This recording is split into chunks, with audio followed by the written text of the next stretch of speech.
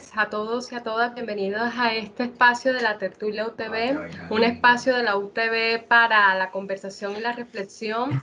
Iniciamos este segundo ciclo de tertulias y estamos bastante animados porque cuando nos propusimos el primer ciclo no sabíamos cómo nos iba a ir, pues surgió precisamente en esta coyuntura sanitaria y nos hace feliz que ahí tenemos un público creado y que está preguntando y está muy pendiente de nuestras tertulias. Entonces a todos pues bienvenidos a este segundo ciclo. Vamos a hablar de literatura como es la de hoy, vamos a hablar en lo posible de agendas cultural, de arte, también de política y de historia. Entonces esperamos que nos sigan y que estén muy pendientes de toda nuestra programación.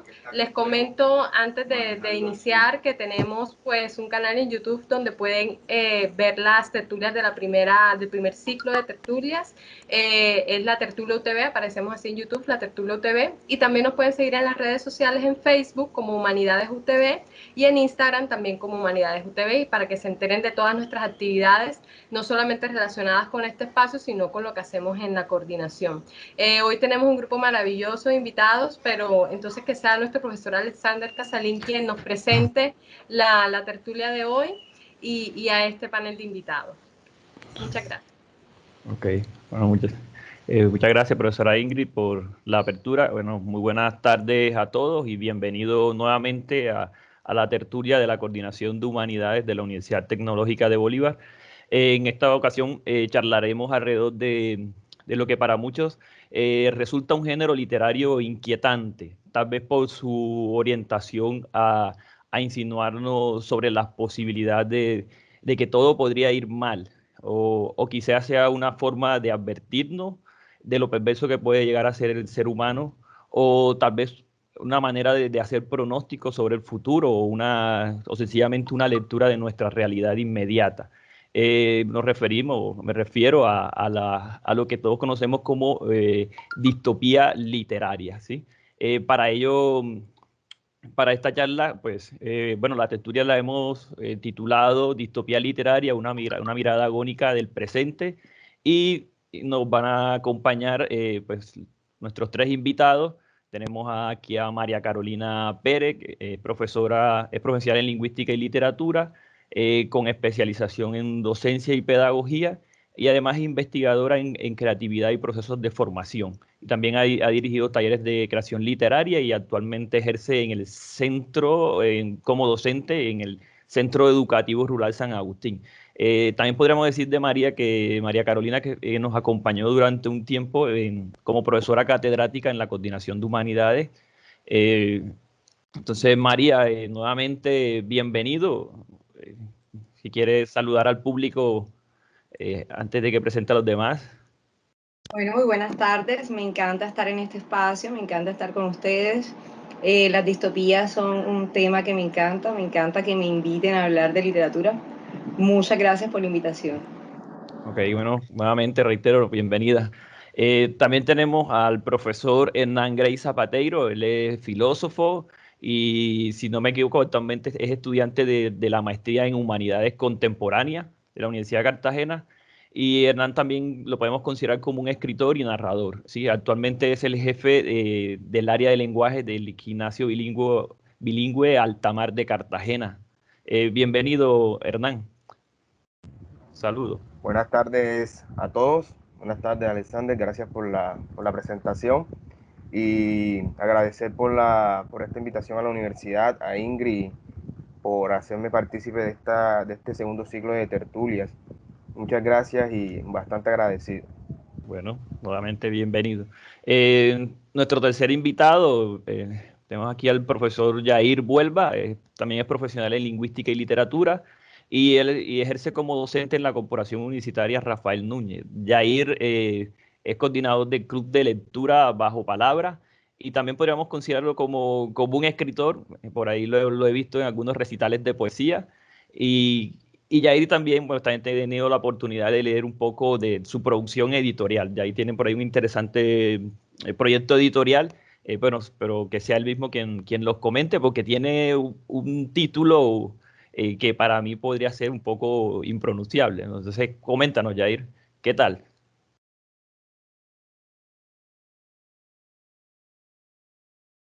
Jair, no se te escucha. Tiene el micrófono apagado. Siempre me pasa lo mismo. Buenas tardes a todos. Les doy las gracias por esta invitación a participar en este evento. Bueno, sí, hago algunos fanzines. De lo que tú hablas, imagino que es Polsajón, que pues, es casi un impronunciable. Es un fanzine que circula hace algunos años y que, bueno, ahora está quieto. Le doy las gracias a Ingrid por la invitación. Ahí tienes el fanzine. Y bueno, esperemos que este encuentro sea maravilloso y productivo para todos. Ok. Bueno, como ya hemos anunciado, estaremos charlando alrededor de la distopía literaria, ¿sí? Pero antes de intentar definir, creo que siempre es oportuno definir aquel género en el cual estamos charlando, en el cual estamos explorando. Pero creo que en este momento, creo que antes de definir ese género, la distopía literaria, es válido aludir antes de ello a su contraparte. Si lo podríamos llamar contraparte, o ya nuestros ponentes nos dirán, nuestros invitados dirán si podríamos considerar la utopía como esa contraparte o como las dos caras de la misma moneda, ¿sí? Es decir, cabría recordar un poco la obra que le da el género, que es la Utopía de Tomás Moro, escrita por allá en 1516, una obra que nos presenta una nación cuyo lugar en la geografía planetaria es desconocida, el no lugar, y que nos describe una civilización ideal, ¿sí? Un mundo ideal en términos morales, políticos y económicos. Es decir, nos permite imaginar un pueblo sin contradicciones de clase, en donde el poder es repartido equitativamente entre la familia y donde se supone que el tirano no tiene cabida en este sistema ideal donde es equitativo, igualitario y que procura por la paz y que procura por la igualdad. ¿Ok? También podríamos acudir a ciertos otros relatos para tratar de definir qué es la utopía, ¿no? La utopía, los relatos judeocristianos, ¿sí? En específico aquella promesa de un paraíso donde el dolor, la pena y hasta la muerte quedan superadas. Todos ellos son lugares deseados, y esto tiene en común las utopías. Es una búsqueda, tanto desde el relato filosófico como religioso de ese lugar, de ese paraíso donde pueda encontrar el ser humano un poco la paz, la igualdad, la felicidad. Podemos decir que en esto tiene de común el relato bíblico del paraíso con posturas filosóficas, como una sociedad comunista donde se supone que el Estado, en su función de aquel ente que arbitra las contradicciones de las clases, pues ya no es necesario, porque no existen esas contradicciones. Esas son las utopías. Podemos hablar de otras utopías, pero en general es eso, un mundo idealizado. También podemos poner entre comillas lo idealizado porque tal vez para algunos ese mundo estático, feliz, tal vez no sea el ideal, ¿no? Pero, en fin, estos mundos nos presentan la esperanza, la felicidad.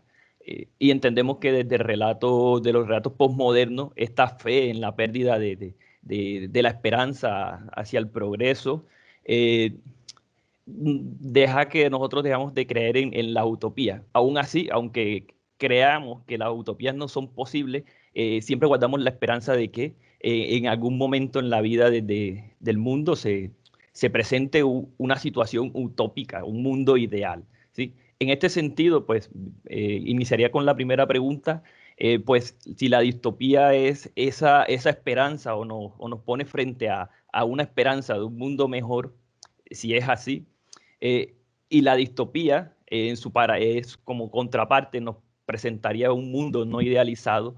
Me gustaría preguntar sobre cuál es la función de la distopía. Advertirnos sobre unas posibilidades negativas, es simplemente advertirnos de la naturaleza humana, o simplemente ponernos frente a una situación pesimista. Me gustaría arrancar, no sé, darle la palabra a Hernán para iniciar un poco esta disertación. Hernán. Gracias, Alexander. Sí. Sí, efectivamente lo que has dicho parece se sujeta al discurso y es efectivamente que la utopía y la distopía son una especie de hermanos casi gemelos con diferencias bastante mínimas. Habría que agregar también que es la utopía como tal sería como el lugar imposible de alcanzar también, como donde efectivamente sí se encuentra una mejor sociedad, como lo has dicho, y donde se vislumbra también un acceso bastante difícil, o sea, un acceso donde ese acceso es bastante restringido. Incluso tú has colocado los relatos bíblicos y también nos vemos enmarcados de pronto desde la antigüedad o de la antigua Grecia cuando se empieza ya a hablar ni siquiera de utopía, sino que de un lugar que es prácticamente un difícil acceso. Yo coloco el caso, por lo menos para poner en el contexto, por lo menos de los Campos Elíseos. Por lo menos en ese notable canto cuarto de la Odisea,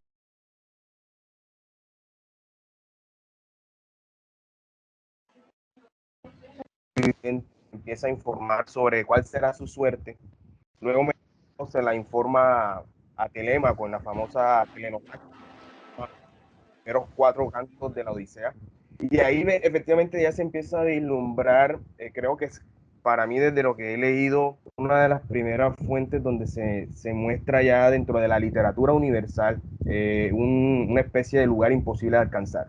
Incluso se empieza a hablar ya de rapto a la isla de los bienaventurados, o el rapto a los campos elíseos, donde solamente los dioses pueden decidir quiénes son los que tienen ese acceso. Más adelante, bueno, hablaré un poco más de esa noción de los campos elíseos y en realidad es como lo que has comentado, ¿no? La utopía es como ese lugar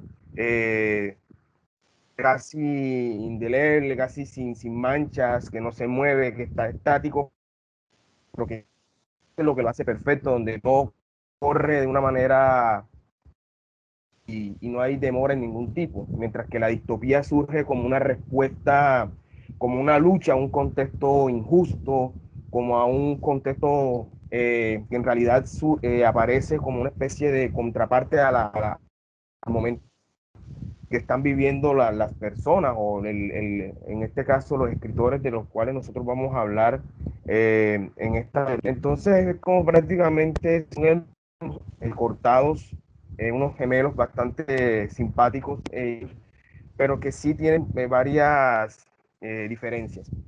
Lo que sí hay que marcar, y ya le doy la palabra a mis compañeros, y es que efectivamente ambas se vislumbran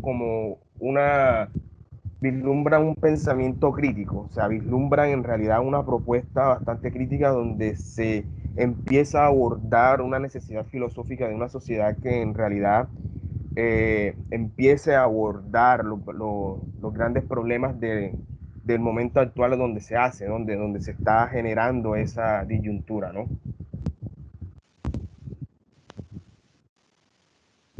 Gracias, Hernán. Bueno, Hernán nos hablaba de un poco de esa diferenciación que puede haber entre la utopía y la distopía, ¿no? Y bueno, personalmente a mí me parece que ese mundo estático, aunque puede ser feliz, donde no hay problema, donde no hay más nada que hacer, pues me resultaría a mí un poco complicado de asimilar. De pronto, me gustaría, no sé, me pregunto yo, ¿será que estamos más susceptibles a aceptar la distopía que a esos mundos felices, estáticos? No sé, ¿qué piensas, Jair, sobre tu definición? ¿Cuál es tu definición de la distopía y la función social de ella, ¿no? Porque estamos Bueno, tan enamorados de la distopía, ¿no? Sí. creo que estamos enamorados de la distopía porque hace parte de la naturaleza humana. Es decir, hay una búsqueda, una necesidad de reinos o situaciones paradisíacas, pero la misma naturaleza del hombre le impide, le imposibilita llegar a esos sueños. La distopía es un género literario que se caracteriza por mostrarnos posibilidades, realidades que pues son catastróficas y dolorosas para la condición humana. se caracteriza también por mostrar la opresión y la desesperanza de los hombres en la sociedad. Pero con respecto a eso quisiera decir que dentro de la distopía misma existe la utopía. Es decir, el personaje o las personas que están viviendo la situación, la injusticia, representan la utopía, la ilusión de que todo va a cambiar y que puede mejorarlo todo. Con respecto a esto hay que decir que la distopía, muchas veces cuando un escritor escribe una distopía, no se imagina las implicaciones o las consecuencias de lo que está escribiendo. Probablemente los grandes escritores, estos escritores que han escrito una distopía, lo hicieron pensando, analizando una situación específica, y miren la trascendencia que ha tenido hasta ahora. De eso pues me gustaría hablar un poco más adelante de la trascendencia, del impacto que puede tener la palabra, la creación misma en la realidad. Entonces, con esa relación que ustedes hacen de que se muestra la utopía como la distopía como la contraparte de la utopía, pienso que sí es bonito, es necesario tener una utopía, tener ilusiones, pero dada la naturaleza del hombre, está más incrustado, está más encaminado a desenvolverse en las distopías. Es decir, él está más hecho para las distopías que para las utopías. Vale, creo que tenemos aquí en el chat algunas participaciones y que van un poco encaminados desde una perspectiva que lo está planteando Yair. Pues voy a leer un poco lo que tenemos aquí en el chat y aprovecho para decirles que los participantes, pues los que están, los que están en asistencia a la tertulia pueden preguntar o pueden compartir sus comentarios a través del chat. También podemos pedir la palabra, alzar la manito, ahí tenemos la opción y pueden participar con toda libertad y en cualquier momento. Vale, aquí tenemos a Kevin Andrés Ruiz, y él nos plantea lo siguiente, que la utopía es el peor de los mundos posibles, no de la distopía. La utopía es el peor de los mundos posibles, es un mundo perfecto, o en una eternidad si en una eternidad existiría algo, bueno, me estoy equivocando, en una eternidad existiría algo más feo que el sufrimiento, el aburrimiento. O sea, para Kevin la utopía nos plantea el aburrimiento, y esto sería aún algo mucho más dramático que el propio dolor, ¿no? Esto nos está planteando Kevin, la profesora Cielo nos plantea que al parecer es lo que hemos visto, ¿no? Y es lo que conocemos. Aunque no me queda claro si es la utopía o la distopía. Creo que se refiere a la distopía, ¿no? Que la distopía es lo que hemos visto. Bueno, entonces tenemos... dime, Yair. Con respecto a esa parte de lo que comenta el compañero, debo decir que creo que la utopía se daría en la condición misma de que todos estuviéramos hechos para ella. Es decir, no sería un reino paradisíaco aburrido, sino que sería una utopía porque todos están ahí, hacen parte de eso. Entonces, precisamente por eso la naturaleza humana no está hecha, porque hay un montón así de manifestaciones. Cada uno tiene una manera de ser. Entonces, una utopía sería un montón de máquinas, de seres uniformes, de robots, digámoslo así, sin emociones. Porque precisamente por la cantidad de emociones, percepciones e ideologías e interpretaciones de la realidad, creo que la utopía se quedaría en eso, en el intento, en la posibilidad que tiene el hombre de soñar, pero la posibilidad que tiene de soñar, pero la imposibilidad de lograr, de construir esa sociedad que quiere. A él le queda mucho más rentable y mucho más fácil vivir en una distopía. Por eso sentimos tanta atracción por eso. Sí. Entonces, podríamos decir que algunos compañeros como Kevin, pues le gustaría vivir en un universo como Mad Max, no sé, posapocalíptico. Podríamos llevarlo hasta esos extremos, no lo sé. Vale, creo que he perdido contacto con nuestra tercera invitada, que es María Carolina. No sé Bueno. si estás por allí, María. Sí, todavía sigo con vida. Bueno, yo pienso que Kevin tiene toda la razón del universo y todavía Jair y Hernán apuntan hacia lo mismo, y es que Estanislao Zuleta lo dice muy bien como en su elogio a la dificultad, y qué forma tan aburrida tenemos de desear, que qué idea tan, pues él no utiliza esta palabra, pero pues tan petarda tenemos de la felicidad, ¿no? Cierto, que es una felicidad plana, una cosa yerta, o él utiliza algo así como una expresión como una melaza, un almíbar, ¿verdad? Y pues bueno, que qué gracia tiene, que no hay tensiones, que no hay capacidad para crear cosas en el camino, porque todo es perfecto ya de entrada, de plano ya todo está allí hecho, y pues bueno, las utopías, a mí me encantó lo que dijo Yael, me parece súper bonito porque yo creo que las utopías más lindas, yo nunca he leído una utopía, o sea, porque yo creo que me aburriría de muerte. Ustedes conocen una utopía, o sea, pues aquí como un paréntesis para ya decir cuál es mi opinión de cuál es el sentido de las distopías, etcétera.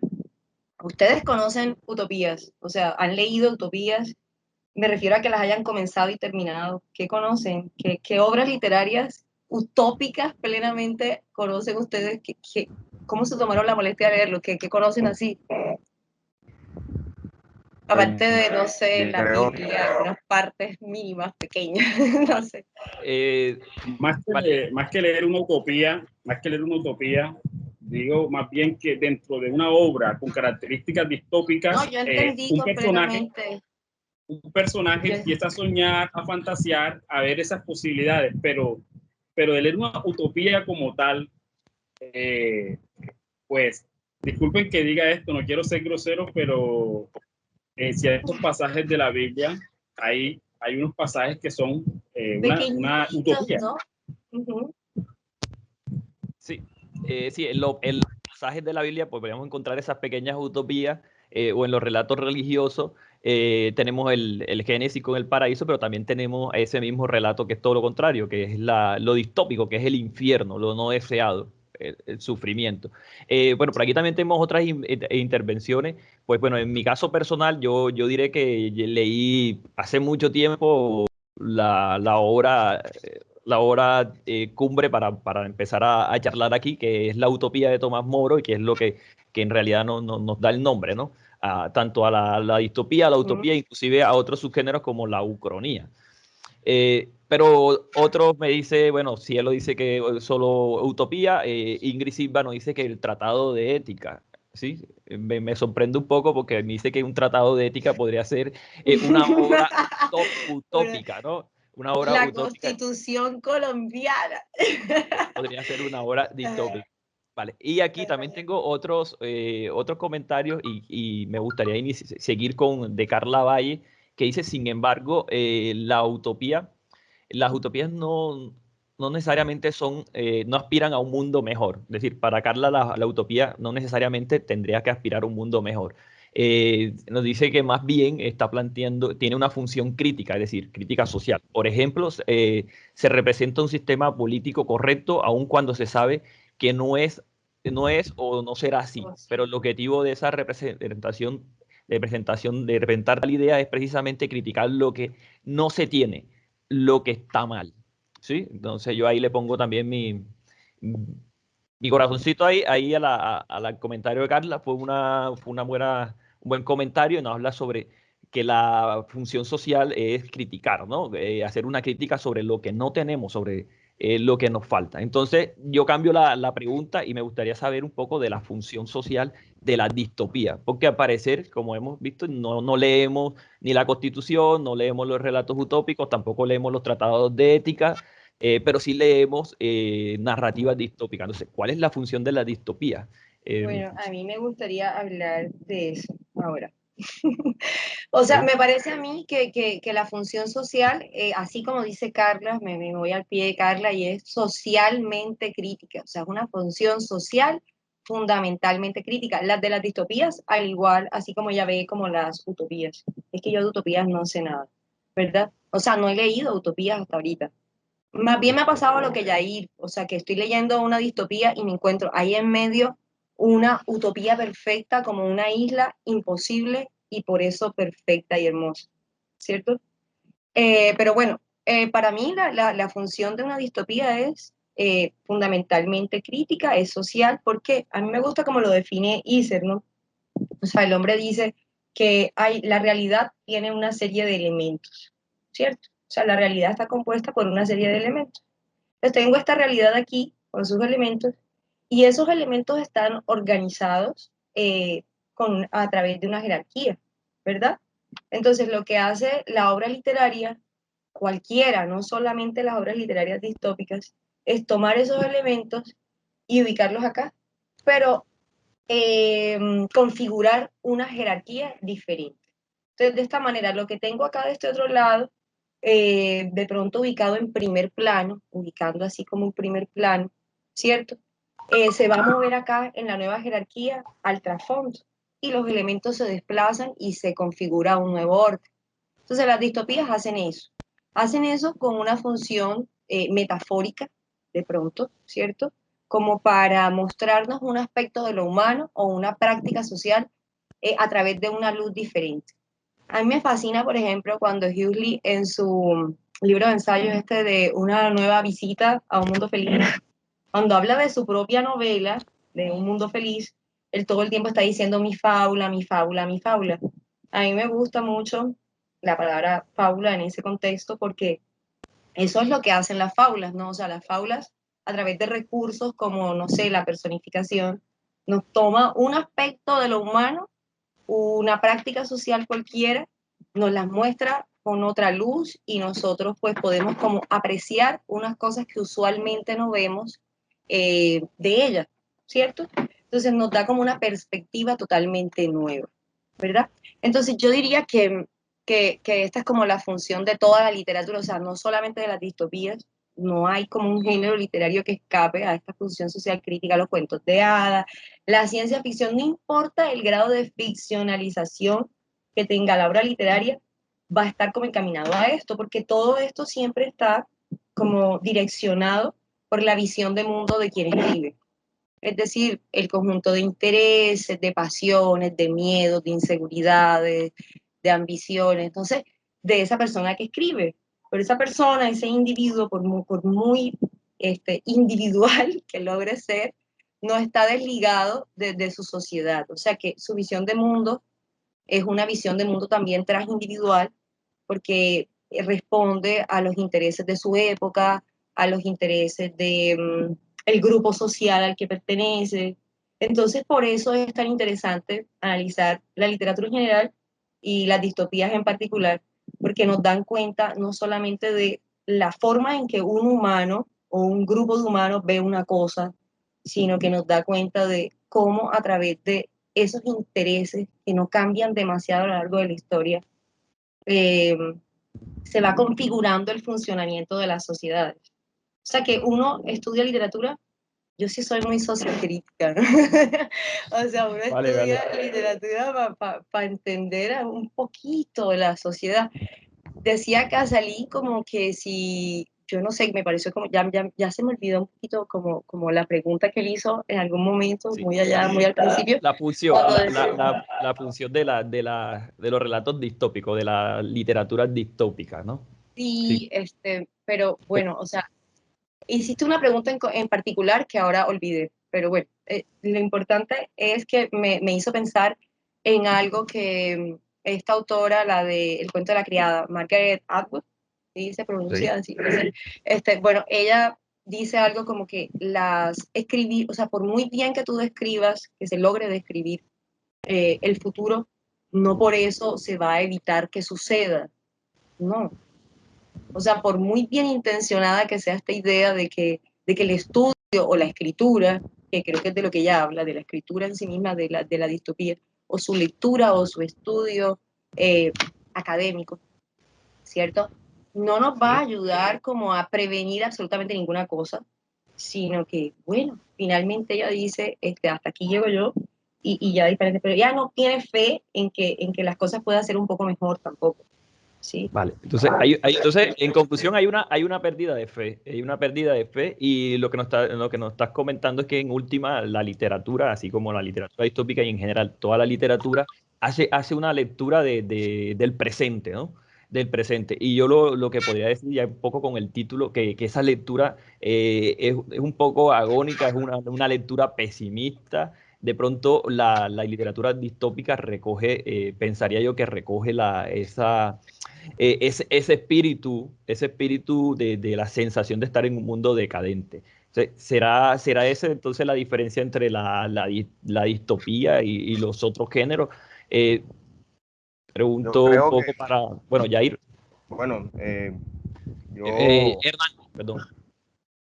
Sí, pues, a veces, eh, no sé por qué la utopía, pues, primero cuando uno se da cuenta de ese paso de la utopía clásica a la distopía de pronto actual, o por lo menos la de esos eh, autores que nosotros hemos leído más, que son los del siglo pasado, como Bradbury, Huxley, Philip K. Dick, Arthur Clarke y toda la gama de escritores que se suman ahí, también a los de la que se suman dentro de la novela gráfica.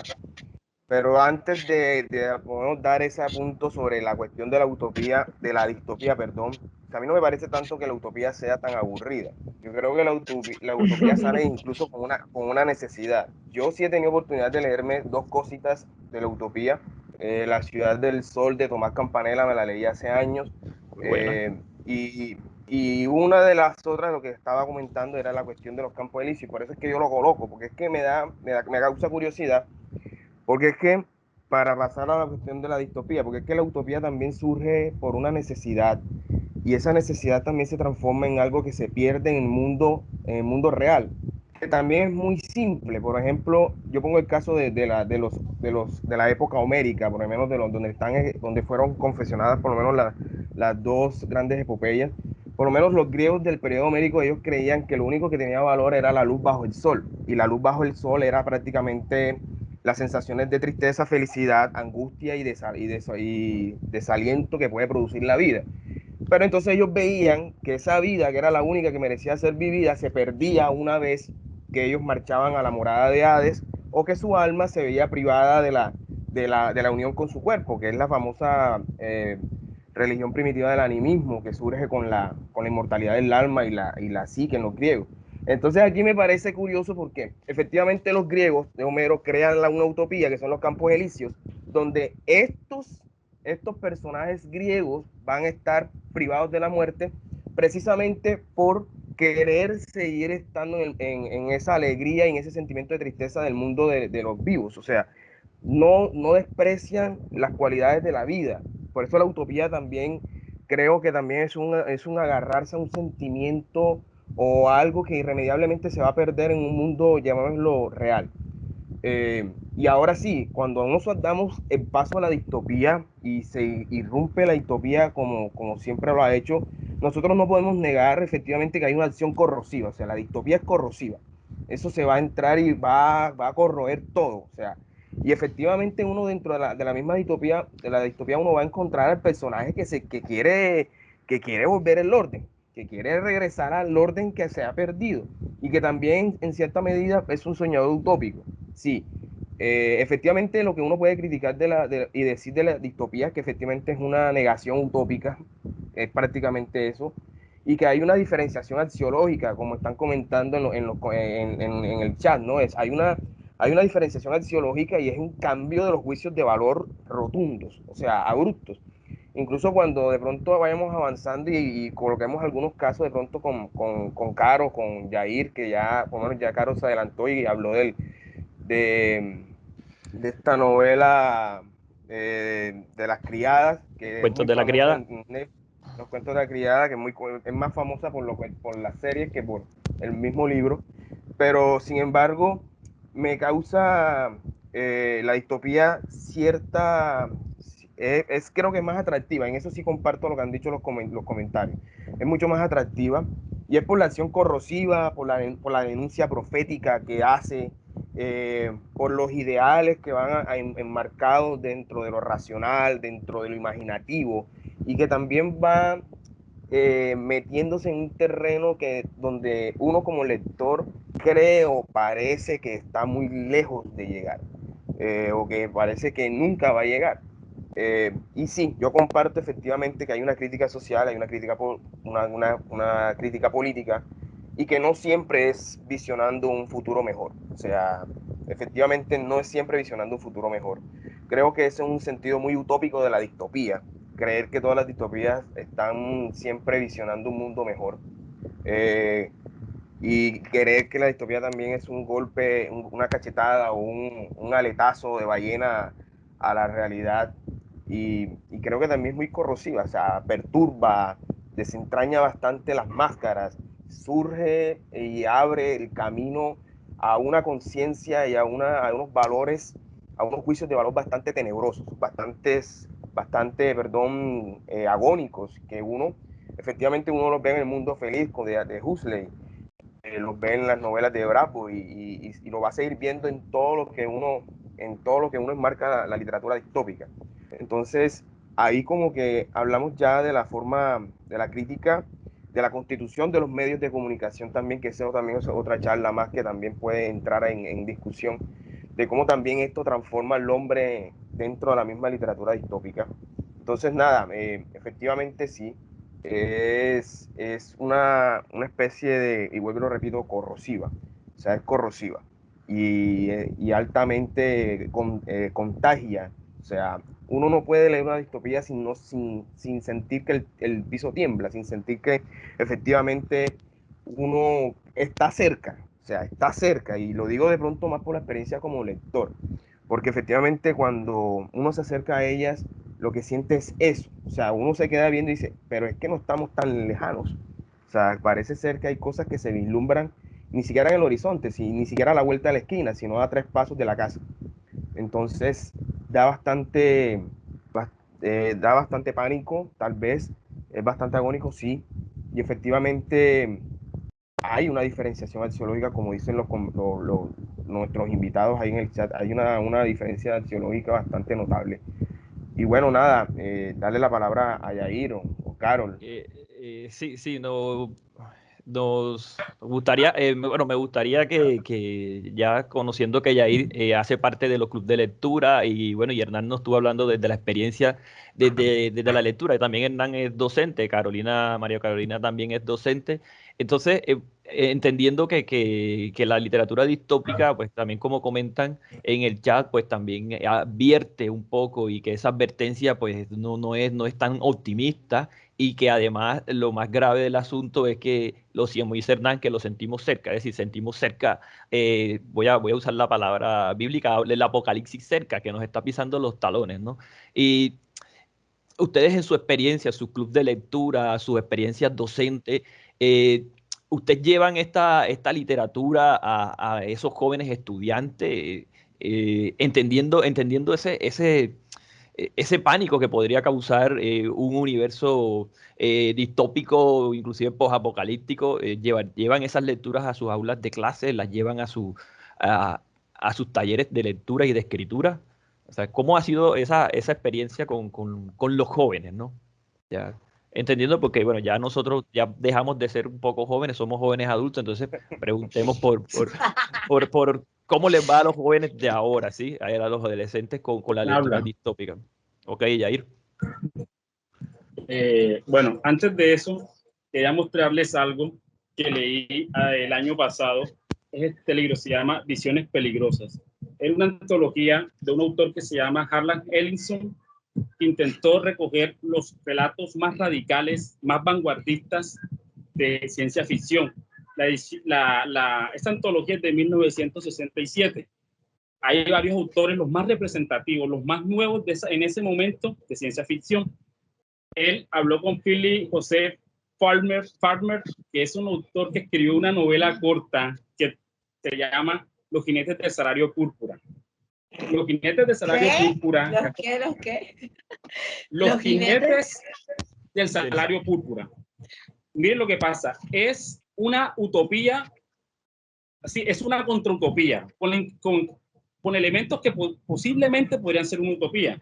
Es una sociedad donde las personas no tienen que trabajar, que es lo que todo el mundo, lo que tú decías, Carolina, de Stanislao Zuleta, de un mundo idílico. Ese texto de Stanislao Zuleta, creo que Hernán lo ha trabajado, indudablemente, todos lo hemos trabajado, es un texto maravilloso, revelador.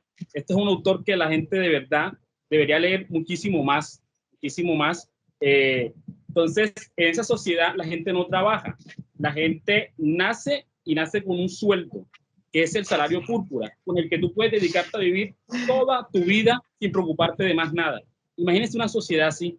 Es decir, nosotros soñamos eso, como que ojalá no tuviera que trabajar. Siempre todos lo hemos dicho en algún momento.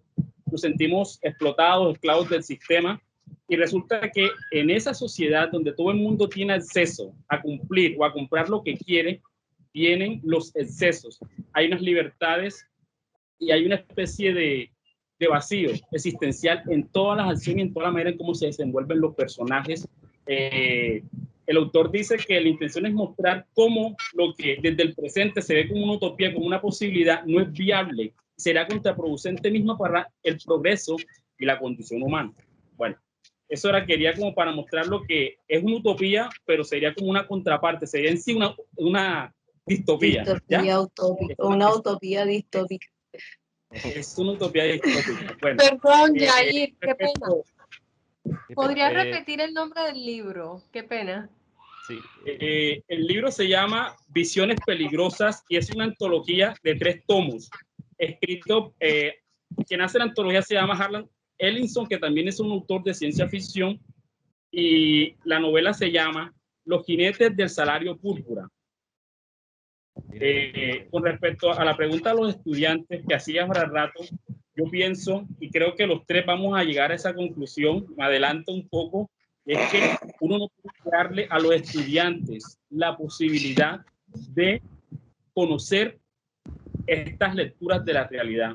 Al contrario, creo que hay una falta de compromiso de parte de pues, muchos docentes. En la educación hay unos vacíos con respecto a eso. También ustedes saben la situación que se está dando ahora de que están controlando qué es lo que se debe decir en el salón de clase y cómo se debe decir. Y eso impide que no se hablen de ciertos temas que son relevantes y que ayudarían a que los estudiantes, los jóvenes, tomen conciencia de cuál es su posición en el mundo, de cuáles son las ideologías en las que deben creer, en las que deben practicar. Entonces, yo por lo menos en el club de lectura, casi siempre todos los semestres, como llegan nuevos integrantes, ese tema se toca de la ciencia ficción, no directamente desde la distopía, porque creo que yo soy muy distópico en mi discurso a veces con los estudiantes. Ellos lo saben, yo soy profesor sermón. Me gusta pues siempre estar dando consejos y mostrando qué es lo que está pasando. Entonces, sí comparto eso. Creo que el libro que más he recomendado es Fahrenheit 451 y Rebelión en la Granja. Es decir, que también tiene una carga tremenda. Creo que ustedes también la han trabajado. Y también pues trabajado algunos cuentos de Ray Bradbury, que siempre pues el lenguaje, la manera como él escribe hace que cualquier persona sin importar su formación acceda a lo que quiere decir y vea la trascendencia, es decir, vea la contundencia de las palabras, sin importar si te gusta o no la ciencia ficción, ves ahí un contenido que es relevante. Hernán y yo hemos dedicado horas a hablar de la obra de Ray Bradbury, especialmente El hombre ilustrado, que cuando leímos esos cuentos fue como Crónicas Marcianas, indudablemente con Carolina también, Crónicas Marcianas. Es una cosa maravillosa el poder compartir. Creo que la literatura de esta naturaleza ayuda a que tú te identifiques y no te sientas solo. Cuando hay una persona que entiende y comprende el mundo de esa manera y tú estás viviendo una situación parecida, estás viendo lo que está pasando en el mundo, no te sientes solo. Así, ahí es donde entra la parte de la lectura y la parte también de la escritura a ofrecer como opciones para no escapar, sino más bien afrontar lo que está pasando en el mundo. Bien, yo comparto con Yair efectivamente eso. O sea, es bastante marcado porque a veces incluso hasta lo que se llama como plan lector de las instituciones, incluso a veces no lo hace ni siquiera un lector, que es lo más llamativo de todo. Y uno tropieza con varias cosas. Efectivamente, desde la experiencia como docente, sí, uno ve muchas cosas y cómo los chicos se entusiasman bastante por muchos de los textos. yo por lo menos este año, incluso entramos aquí en una tertulia que Ingrid nos dio nos dio un mensaje, una coba, como le digo yo, cuando estábamos trabajando La peste de Albert Camus. Y a mí me llamaba mucho la atención cómo se cruzó cuando empezamos La peste por allá en febrero y luego se cruzó la pandemia y la cuarentena. Entonces yo les decía, bueno, parece ser que estamos viviendo en dos pestes. O sea, y ahí se empezó a generar todo un contexto, incluso salió un montón de diálogos, de conversaciones entre ellos en las clases que tuvimos, que efectivamente empezaron a crear todo ese universo eh, posapocalíptico, si podríamos decirlo, o sea, lo que vendría después de todo esto. Y ahora que ya estamos en este mes, cuando nos damos cuenta que estamos ya como supuestamente regresando a donde estábamos, nos damos cuenta, parece ser que el pensamiento que uno creía que iba a llegar a lo posapocalíptico se fue quedando atrás. Sin embargo, sí comparto varias cosas y es que primero yo creo que es muy importante que la utopía, no, porque no lo vamos a dejar afuera, la utopía y la distopía o sean una herramienta educativa. O sea, yo creo que es muy importante que hoy en día dentro de la educación de secundaria y universitaria, tanto la distopía como la utopía estén metidas ahí de lleno. Incluso como herramientas educativas dan, como hemos dicho, un pensamiento crítico bastante profundo. Y no solamente eso, sino que también vincula todo un campo de conocimiento, porque es que la distopía no solamente es un mero relato literario, o sea, ahí entra la tecnología, entra la biología, entra la historia. Entonces, lo que decía por lo menos Casalín al inicio, o sea, si nosotros miramos la historia y de pronto nos da por hacer un contexto ucrónico, entonces podemos también transformar eso. O sea, creo que dentro de los parámetros de lo que nosotros queremos reforzar como sería una especie de competencia eh, crítico intelectual, creo que la distopía y la utopía son las principales. O sea, creo que podemos visionar eso en los chicos, no solamente, como digo, en la secundaria, sino también en la universidad. Y efectivamente, yo me he quedado porque hay autores que facilitan eso. Yair ahora mencionó una antología que en realidad es muy poco conocida y que en realidad él como lector lo irrumpió y lo rompió lo estremeció, lo sacudió. Y él mencionó efectivamente a Ray Bradbury. O sea, uno lee a Ray Bradbury, lo que quieras leer de Ray Bradbury y uno va a sentir efectivamente eso. O sea, un lenguaje casi coloquial, narrado de una manera tan, podemos decir, hasta didáctica si quieren, que lo va uno colocando poco a poco en una situación que uno cree y considera que jamás podrá llegar a pasar. De pronto Crónicas Marcianas, Fahrenheit. Sin embargo, ya ahí mencionó El hombre ilustrado, que es este que yo tengo acá, este libro que tengo aquí, es El hombre ilustrado de Ray Bradbury, que hemos tenido largas conversaciones sobre él. El libro es prácticamente un hombre que está caminando por Wisconsin y se encuentra con un trabajador X que va de regreso a su trabajo y el trabajador se da cuenta que el hombre está tatuado de principio a fin y cada uno de los tatuajes representa un universo distinto. Entonces, cuando el hombre le explica todo lo que significan los tatuajes, solamente hay una parte del cuerpo que no está tatuada, que es aquí en la parte detrás en el homóplato derecho, es la única parte que no está tatuada. Y cada uno de los tatuajes muestra un universo distinto. Y ahí abre el libro, que es un libro de cuentos, son 18 cuentos. Entre esos está uno que a mí me gusta mucho, que es El zorro y el bosque, que más adelante voy a hablar de él porque plantea en realidad una relación entre la distopía y la utopía bastante llamativa, porque nos ubica en México, en el México de 1934. O sea, Bradbury plantea una utopía en México de 1934, pero eso voy a hablar más adelante. La verdad, la invitación es esa, y es que nos llena de asombro bastante que a veces se deje de lado la distopía. De pronto, por mero desconocimiento, podríamos decir, eh, pero como herramienta educativa lo comparto lo que ha dicho Yair, comparto que efectivamente es importante que se lea, es importante que se direccione hacia ella, que se busque de ella, que se plantee obviamente la necesidad filosófica de vislumbrar a través de la distopía, ya sea en la supervivencia de un mundo apocalíptico, ya sea en la abstracción de una conciencia en objetos inanimados, ya sea en un ecosistema programado, o sea, y es la necesidad, en realidad es la necesidad de regresar a esa capacidad analítica e imaginativa a través de la utopía y la distopía, por supuesto.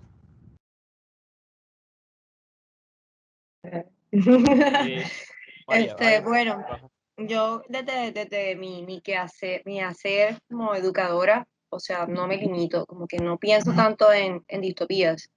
Yo soy muy amiga de la sociocrítica, como ya se habían dado cuenta. Entonces yo todo el tiempo estoy como que yo no puedo leer nada Lovecraft, yo consigo encontrar eh, un análisis desde la sociocrítica. O sea, siempre, ¿verdad? Me fascina a mí.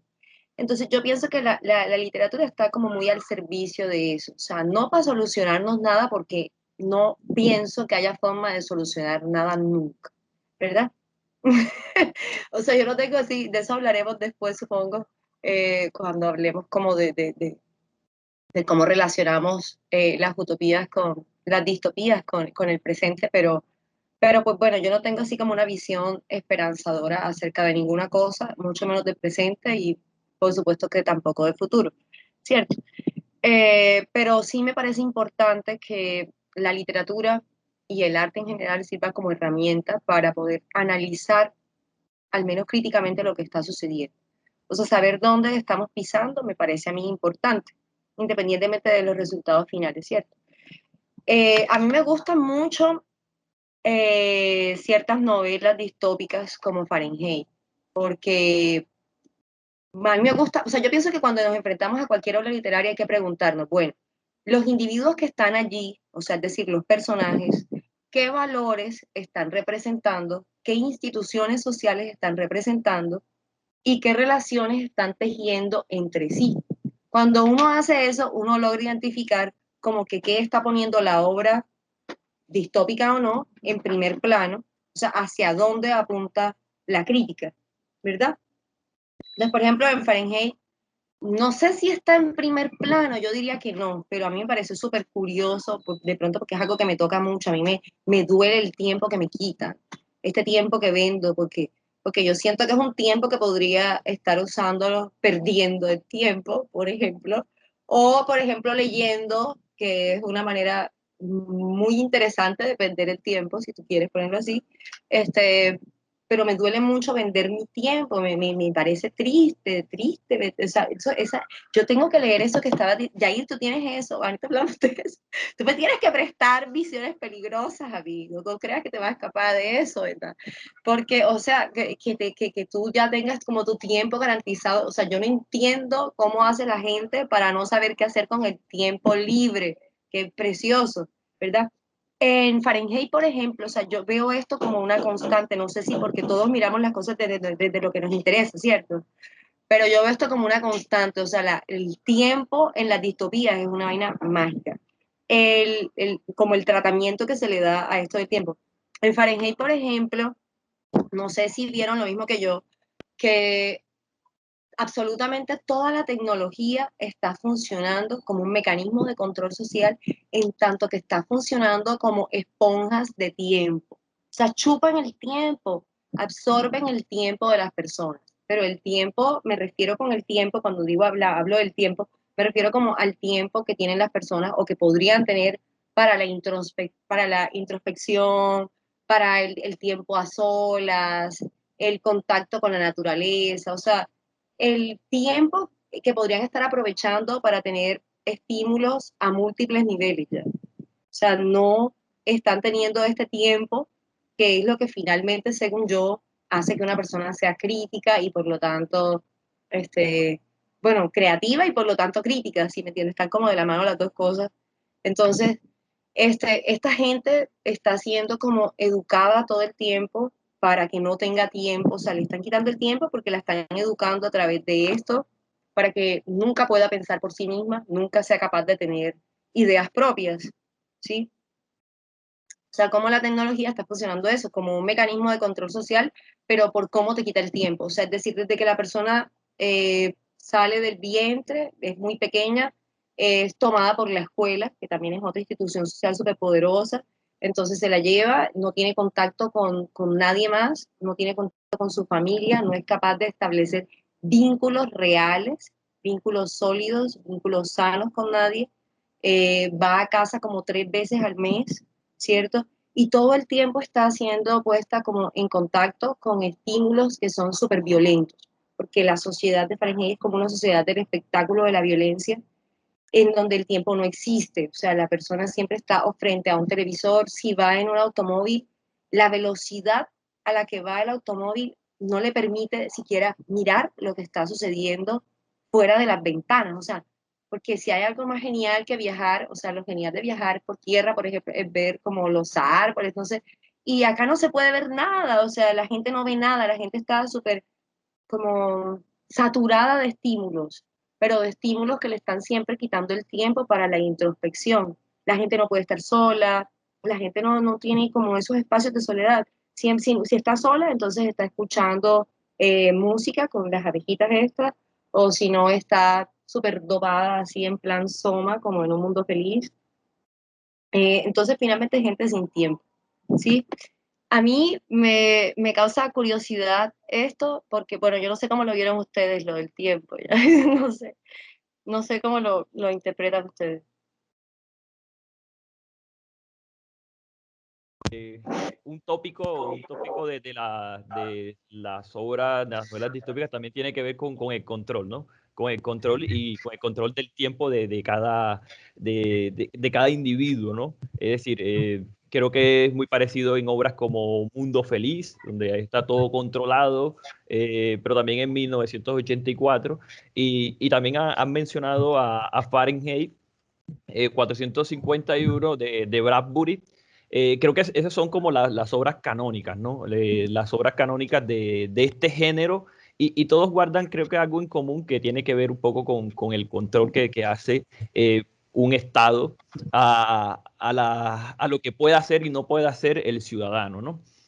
Eh, y también, bueno, me han mencionado un poco también otras obras, pero especialmente estas 3 obras entran entre esa tríada, ya hablamos en conversaciones previas, hablamos de esa tríada del canon, ¿no? Aunque esto del canon puede ser bastante arbitrario. Y lo que me resulta a mí un tanto extraño a partir de lo que ustedes comentaban, es que los profesores no realizan este tipo de lectura con sus estudiantes dentro de las escuelas, en los planes de lectura. Especialmente porque los profesores considero yo que son una de las poblaciones más críticas, ¿no? Y son inclusive los que están más sindicalizados y los que más a marcha y protestas van. Entonces, se me parece un poco extraño algo de rareza que los profesores de las escuelas pues no lean. ¿Será que ya estamos en estos mundos posibles donde el control es tal que inclusive aquellos ciudadanos que consideramos críticos, que consideramos rebeldes por naturaleza, porque creo que el docente es rebelde por naturaleza, si no lo fuera así, pues entonces, no sé, creo que perdería un poco el sentido de lo pedagógico. Pero inclusive ellos no escapan a este control del tiempo que nos plantean estas obras. Eh, consideran ustedes un poco que estas obras canónicas, ¿no? Porque son las que más se leen, son las que más, en última también son las que más se venden también. El pronóstico se ha cumplido, es decir, estamos cerca o próximos a un mundo distópico. No sé, Yair, ¿qué piensas? Perdón, Luidis de Jesús quiere participar. Le voy a dar la palabra a Luidis. Luidis. ¿Qué tal? Buenas tardes, noches ya. Es un placer escucharlos.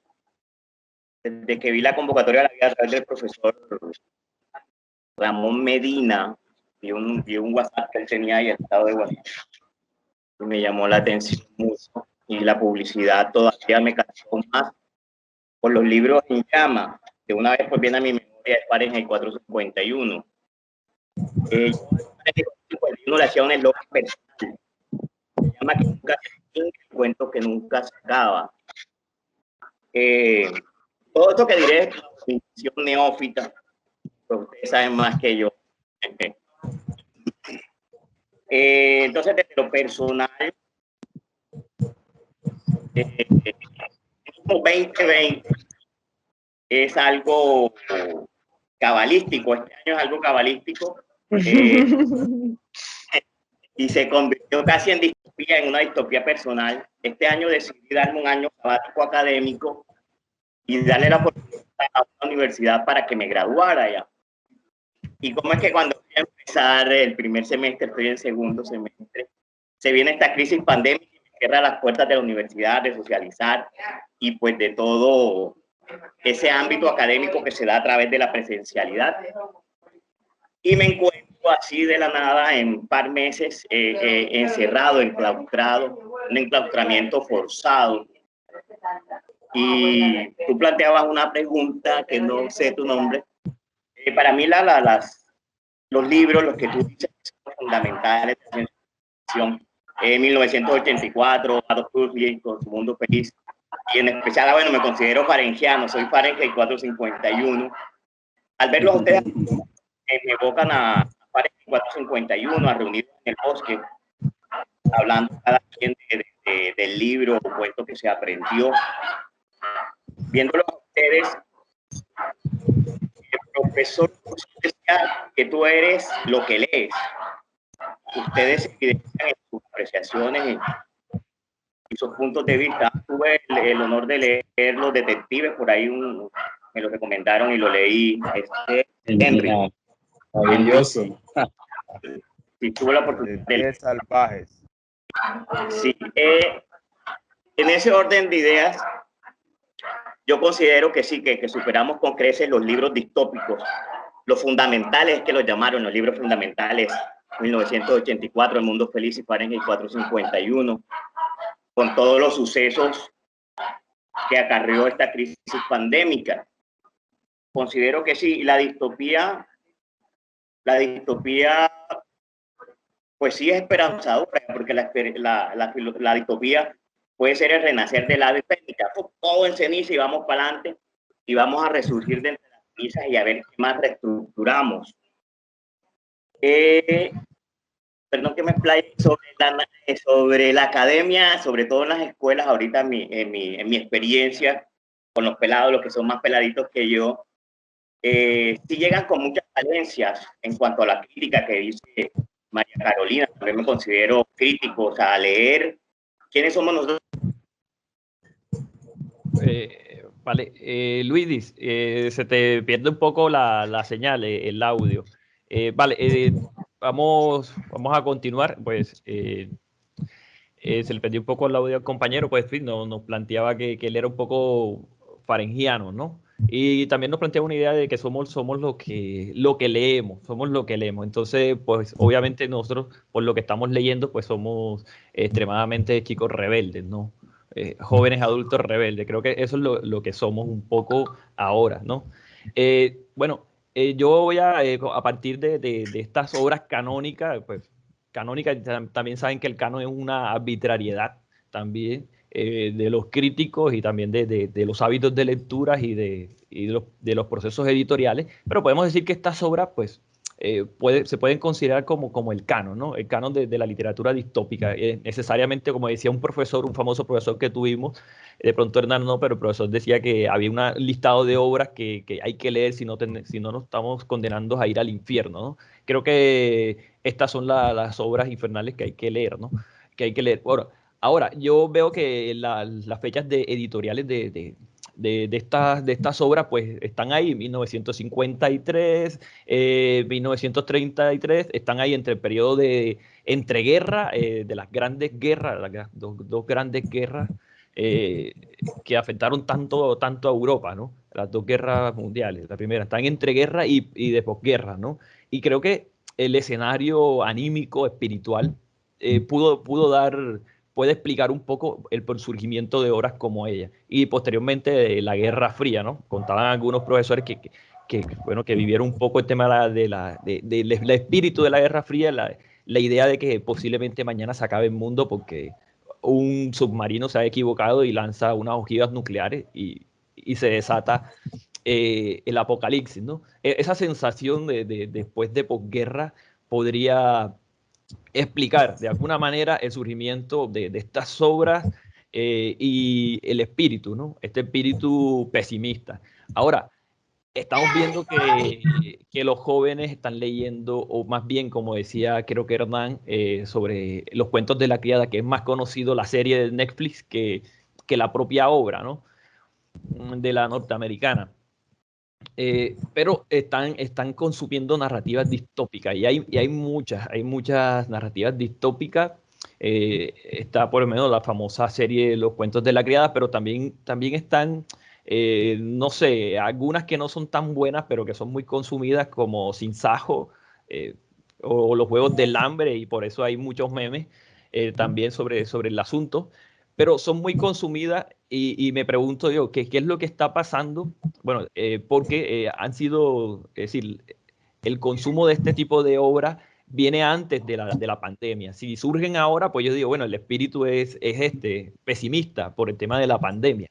Yo sigo siendo pesimista, yo sigo siendo pesimista, sigo pensando que nos estamos acercando un poco más hacia las dictaduras, hacia la barbarie. Y es incierto por lo menos para mí, si la idea de construir una familia propia en un mundo como este. Entonces, muchos de nosotros creo que nos hemos planteado la pregunta, voy a tener descendencia, voy a tener familia, y creo que una de los cuestionamientos es ese, ¿no? Este mundo que lo intuyo decadente. Entonces, por lo menos para mí es así. Pero me gustaría saber con la opinión de ustedes y también de los que están aquí participando, si ese consumo masivo de esas narrativas distópicas, inclusive en los videojuegos, por ahí un comentario sobre los videojuegos, Resident Evil es una de esas narrativas que son muy consumidas. ¿Qué es lo que hace, no? ¿Qué es lo que se podría explicar históricamente, sociológicamente, que este tipo de obras hoy en día tenga un auge? Si por lo menos yo lo sospecho así, no tengo evidencia de que en verdad la estemos consumiendo masivamente este tipo de literatura. Pues yo Bueno, creo, no sé, bueno, dale. ¿Ya? no, dale. Hernán habla. Ok. Hernán. Yo creo que siempre ha sido, el consumo de obras distópicas siempre ha estado ahí. Yo creo que lo que ha cambiado ha sido las relaciones de pronto con los medios de comunicación, porque incluso, como tú has dicho, cuando uno va a una obra como 1984, que si no recuerdo mal fue publicada como en el 40 y algo, 45, 46 creo que fue, de Orwell, también nos tropezamos con que efectivamente la obra fue masiva, o sea, hubo un boom masivo también de lectura en ese momento, que la obra empezó a correr, a desplazarse por todos los circuitos donde se generó. Y efectivamente lo que ahora se genera es lo que de pronto hay un cambio en los medios de comunicación y que esto se transforme ya en algo mediático. Incluso lo que tú has mencionado, yo creo que el espíritu humano siempre ha sido inconforme. Yo no soy pesimista, yo soy inconforme. Eh, y creo que mientras que sigamos siendo inconformes, creo que va a seguir surgiendo literatura distópica y de pronto uno dice aquí hoy en día, dice ahora mismo, dice, sí, es que de pronto es muy difícil de imaginar algo que no es que pueda suceder en un par de años, pero sí, siempre hay un espíritu lo bastante inconforme para producir algo que colapse, que nos llene a nosotros de estupor y si está acompañado obviamente de una calidad literaria, pues mucho mejor. Y compartiendo contigo, sí, el canon está.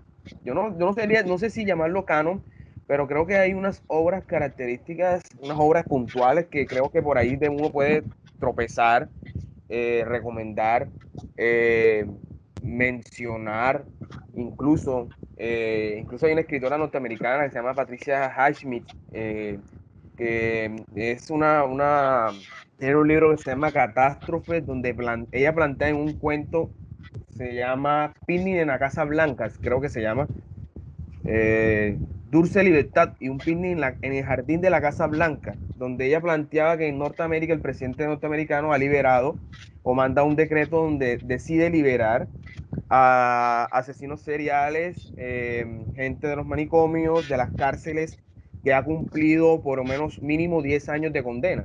Y los libera como para intentar suavizar el hacinamiento en las cárceles y en estos lugares, y se genera toda una ola de sucesos en toda Norteamérica que pues, pasaron ahora hace mediados de año cuando intentaron supuestamente cogerse la Casa Blanca, y hay un pin en la Casa Blanca en el sentido de que efectivamente toda esta gente se reúne allá a celebrar con el gobierno la libertad.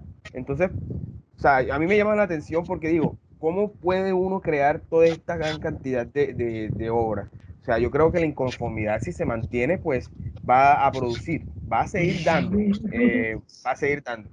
Creo que si cuando se vislumbra un espíritu altamente inconforme, creo que la distopía se genera, surge. Y sí, comparto efectivamente lo del canon. Creo que Bradbury, Orwell, Aldous Huxley, incluso Philip K. Dick, que no lo hemos mencionado aquí, que también es otro monstruo de este. Incluso él se mueve entre las tres, o se mueve entre la distopía y la ucronía, y es bastante ucrónico, también juega mucho con los hechos históricos. Entonces creo que por ahí va la cosa. Ya después, como si te haces adicto al género, pues vas a encontrar seguramente cosas más estupendas, ¿no? Y cosas no más estupendas, sino un poco más privadas. Y ahí también podemos jugar un poco con el hecho de la lectura. La lectura también se transforma en algo utópico, en intentar encontrar la panacea en un libro de estos, ¿no? Como ser un lugar imposible de alcanzar como lector. Y también en la invitación a eso, ¿no? Creo que con el canon y con lo que se ha dicho, es necesario leerlo, es necesario que se lea, es necesario que se indague sobre ellas. Y yo por lo menos, por lo menos ahora con la pandemia, pues no he tenido la oportunidad, pero en años anteriores, siempre en clase a uno se le escapan los nombres de los libros. Es algo que siempre sucede, que se le escapen los nombres de los libros, y por lo menos prestar el libro. El año pasado por lo menos llegué a prestar casi todo lo que tenía de Bradbury y lo que tenía de Aldous Huxley a estudiantes de grado 11, en un voto en un voto de confianza también, y que creo que bueno, me lo regresaron, eso es lo bueno, todavía es lo bueno. Entonces, creo que también está en la labor esa, ¿no? Es también la recomendación también que es del acceso, el acceso que ellos puedan tropezar y tenerlo, o sea, porque es que efectivamente, tal vez de los que estamos aquí, algunos estarán tomando apuntes de las obras que se han mencionado, como El hombre ilustrado de Bradbury, como Catástrofe de Patricia Highsmith, La ciudad del sol de Campanella, el tratado de ética que dice Ingrid. Entonces, de todo esto, pero es también el hecho de tener el acceso a esa literatura, tener el acceso, tenerlo ahí mismo al momento de la recomendación.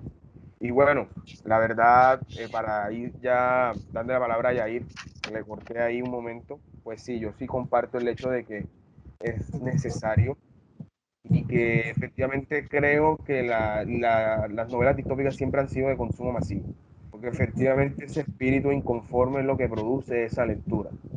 Yo creo que es eso, o sea, y luego estará lo pesimista de Caro de pronto, y Alexander, que también son pesimistas, y bueno, y eso será otra discusión, otro costal para abordar. Creo que mientras eso se mantenga, creo que estamos todavía esperanzados en que la lectura distópica o la literatura distópica siga leyéndose.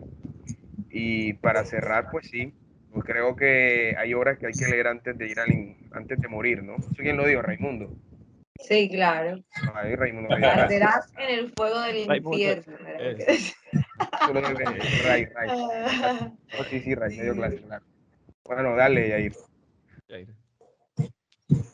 Bueno, respondiendo un poco a la pregunta que hiciste al inicio, Alexander, sí se está consumiendo mucho el producto distópico, la ciencia ficción, las series están ayudando mucho. Ayer les decía que estas plataformas como Amazon, como Netflix, que están adaptando muchos libros, muchos cómics, hacen asequible este tipo de información para las personas. Pero yo en ese sentido soy un poco purista. Es decir, no estoy muy de acuerdo con la parte de las adaptaciones. Me parece bien que llegue a un público me parece fantástico, pero la manera en cómo se están consumiendo estos productos hace parte de la distopía. Es decir, lo que decía Carolina, de la parte de Fahrenheit 451 de Ray Bradbury, no estamos entrando en un contacto directo con las cosas, sino que todo es a la velocidad y es efímero. En estos momentos, vamos a poner que montan la serie, los capítulos de 451 de Fahrenheit en una de estas plataformas, montan los capítulos completos de la primera temporada. La gente en una noche de un tirón se mira todo el producto. Listo, eso está bien, hace parte de las dos dinámicas, pero esa parte de la velocidad, esa parte de no reflexionar, sino de tragar, meditar un instante y luego ir por el otro, y así sucesivamente con cada una de las cosas. Entonces, sí hay una necesidad de acceder a esta clase de productos, a esta clase de literatura. Siempre se ha hecho. La ciencia ficción permite, le da a la gente la oportunidad de soñar con nuevas realidades, con el viaje a otros mundos, con la posibilidad de que esta realidad sea otra cosa. Ustedes saben que la ciencia ficción tiene una cantidad de tentáculos, de ramas. La distopía es una de ellas. Entonces, yo creo que sí se está accediendo a las distopías, sí hay un gusto por ellas, pero la manera, en este caso hablo de las series, de los videojuegos, de todos estos productos que no son necesariamente la literatura. Quiere decir que la literatura sea lo mejor. La manera en cómo se están consumiendo y abordando estos productos es muy de lo que precisamente se muestra en las distopías. Hace parte de las dinámicas de la sociedad que se dan en las distopías. Entonces, yo creo que hay que como que hacer una pausa en la manera en cómo se están tomando la necesidad de acceder a las distopías, porque hay unas preguntas, hay un inconformismo, también hay un pesimismo, hay un fatalismo, hay una necesidad de escapar, y a veces encontrar otras maneras otras maneras de que se muestre ese futuro ayuda. Hay personas que les da miedo las películas de terror, por ejemplo, y lo primero que hacen es mirar, así les da miedo, pero a la vez lo buscan.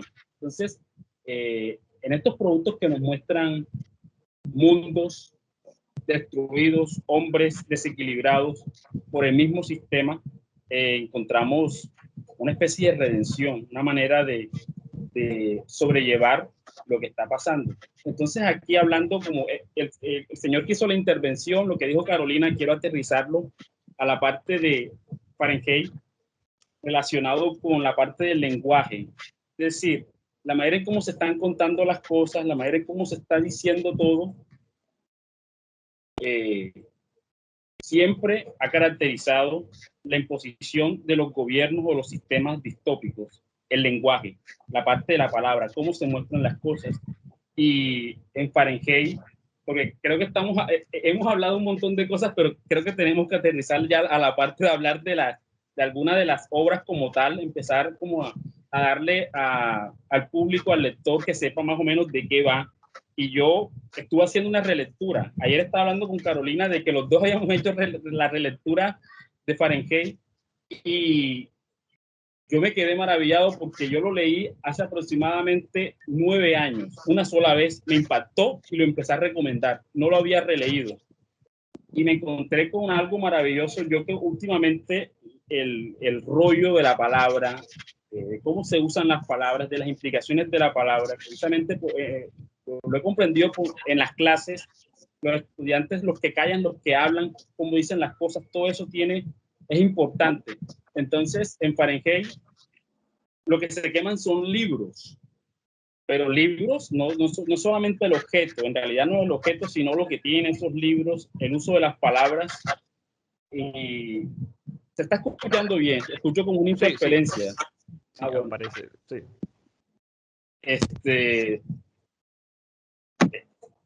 Estamos hablando de una realidad donde ya no se apagan los incendios, sino que se crean, como para decirlo así en líneas generales. Pero ese incendio se crea precisamente para callar. Si callas, si tú cortas la posibilidad de comunicación, cortas todas las posibilidades. La palabra es el inicio y el final de toda manifestación, es decir, del humano. Entonces, si tú no tienes acceso a otras maneras de interpretar y sentir la vida, evidentemente tu visión va a ser limitada y van a tener un control sobre ella. Lo que decía Carolina, los mantenían ocupados. Mantener ocupado a la gente que no tenga acceso a la riqueza. Yo tomé unos apuntes,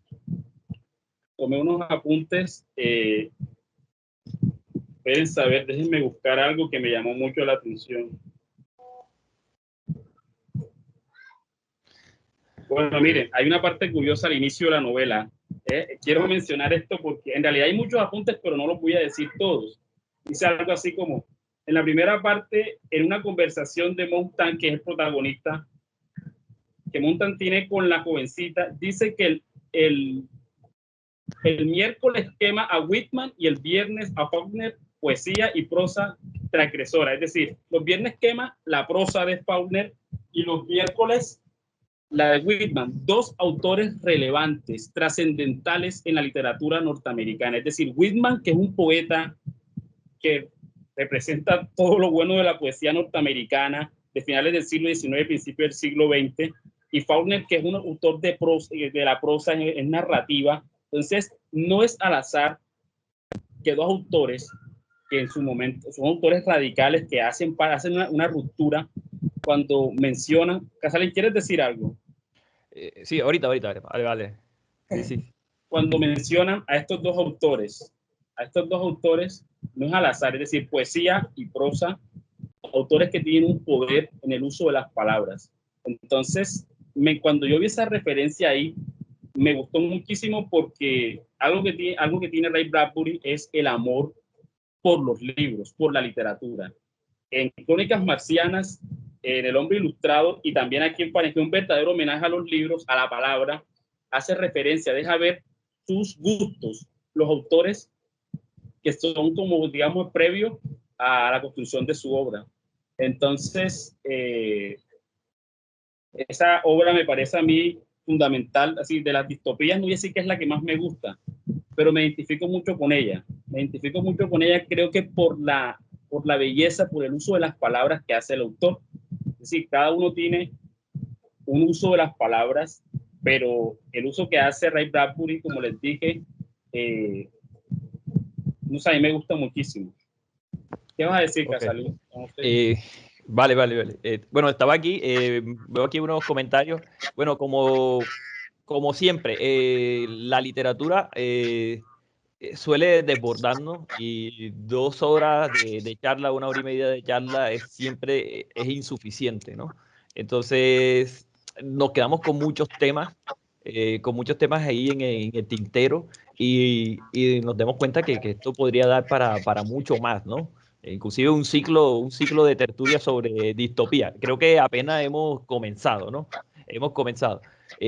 Pero bueno. Podríamos pasar toda la noche. Sí, podríamos pasar toda la noche, pero no tenemos toda la noche de nuestro público. Entonces, y además porque el público está inquieto y quiere preguntar. A mí me gustaría decir algo. Sí, por ejemplo, Carolina. cuando hablamos de Fahrenheit, me parece súper interesante cómo funciona la escuela como institución social.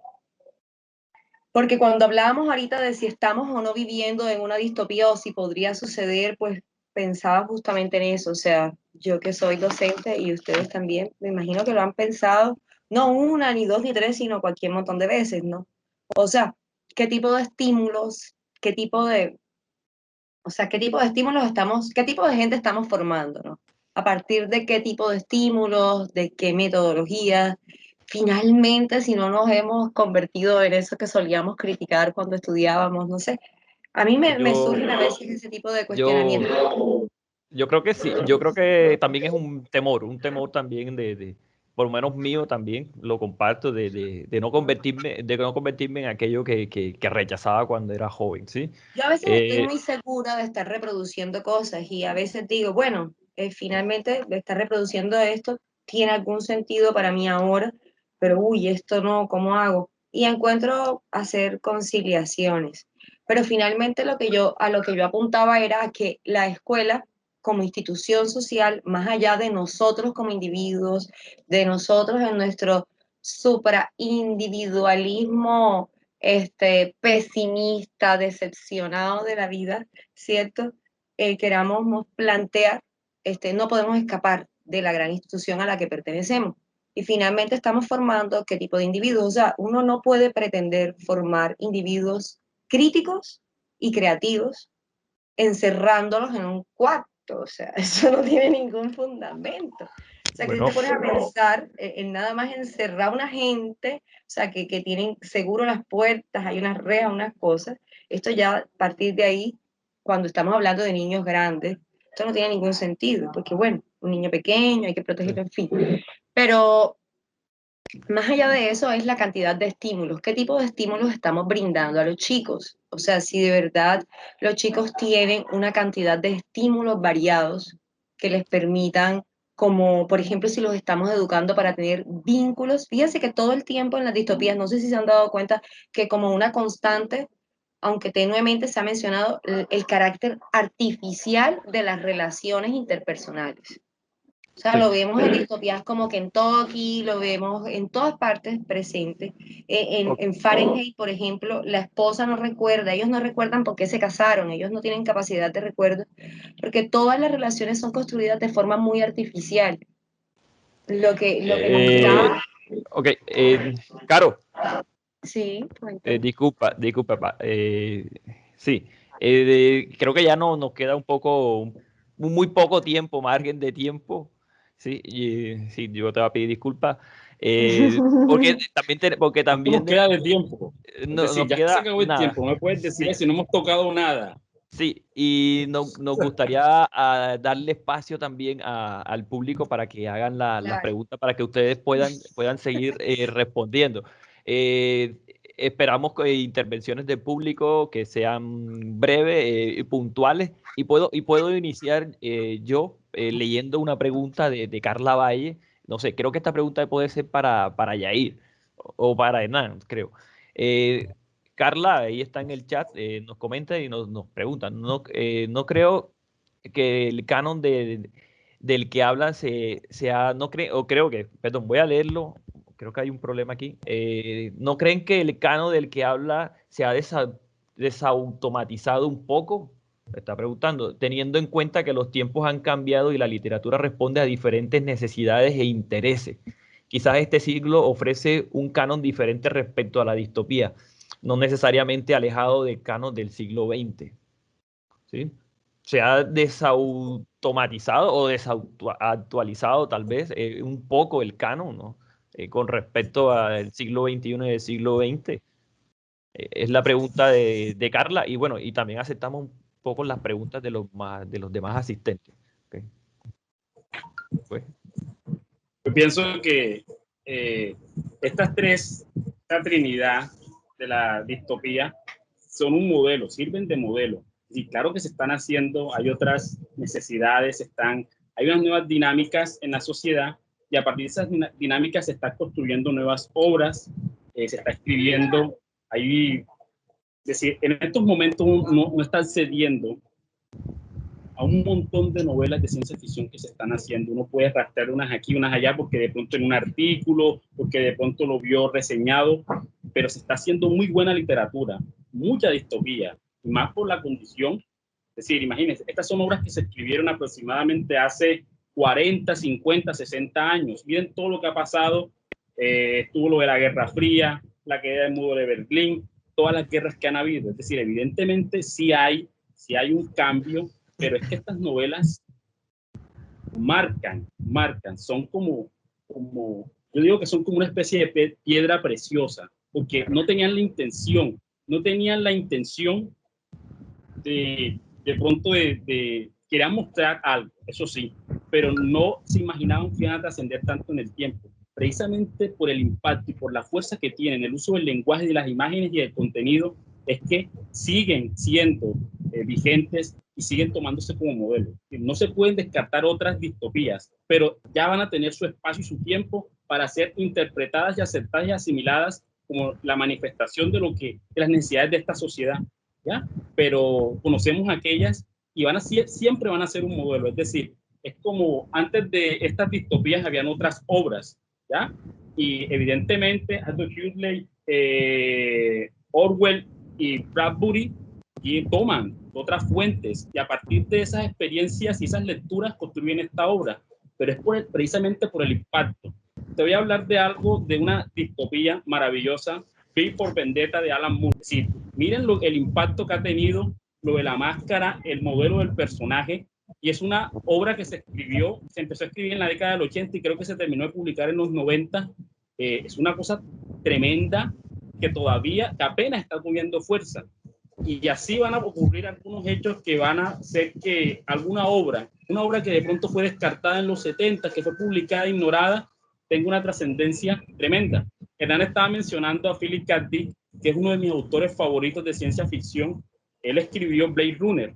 Blade Runner nos sueñan los androides con ovejas eléctricas y de ahí se hizo la adaptación de la película de Scott Ridley, así es que creo que se llama el director, si no me equivoco, y es una buena adaptación.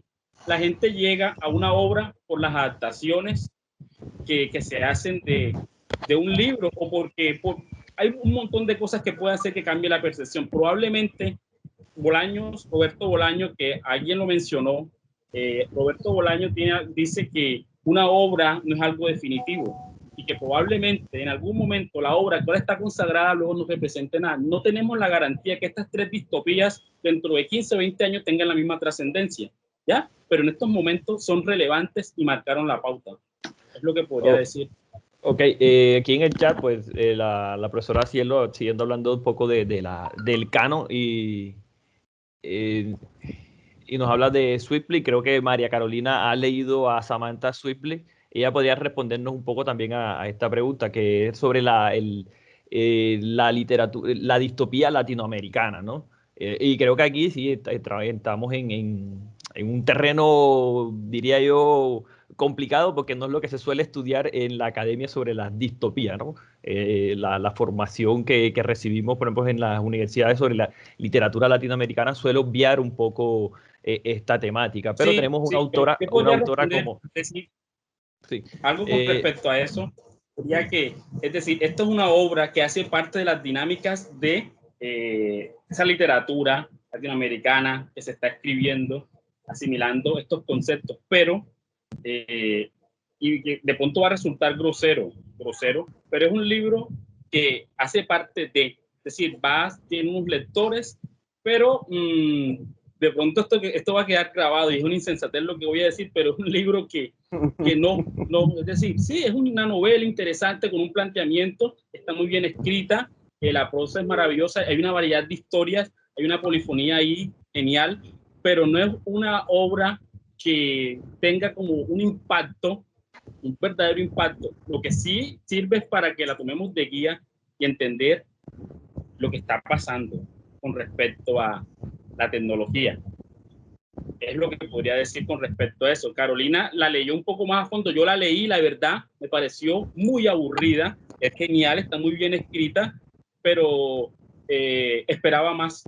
Precisamente cuando yo escucho, le dan mucho bombo a una obra, a veces uno empieza a idealizarla. Uno escucha a un amigo que es un gran lector y le gusta y te la recomienda, y cuando la lees te encuentras con otra cosa. Entonces, por eso evito mucho que me abren, que me recomienden. Prefiero yo hacer mis propios descubrimientos con las obras, pero sí, ella es una autora que, digamos así, de estas que están escribiendo literatura con estas características, hay un despertar. En realidad, aquí en Colombia hay muy buenos autores de ciencia ficción. Yo ahorita dentro de un momento les voy a mostrar, voy a prender la luz para que puedan, para presentarle de pronto a dos autores. No tenemos tiempo. No tenemos mucho tiempo. Yo creo que quedaría ahí pendiente en el tintero el tema de la literatura distópica latinoamericana. Bueno, creo que María pues, era la más oportuna para que respondiera al tema. Pues no es un tema bastante conocido para nosotros. Por lo que ya les comenté el tema de academia, es una excusa, no es una excusa válida, entonces me aculpo por el desconocimiento de la distopía en Latinoamérica. Entonces ahí tenemos una deuda con nuestro público. Pero bueno, tenemos que finalizar. Yo creo que ha sido una jornada interesante y podemos sacar muy buenas conclusiones, especialmente aquellas obras que deberíamos leer, ¿no? Siguiendo esa máxima del profesor Raimundo, ¿no?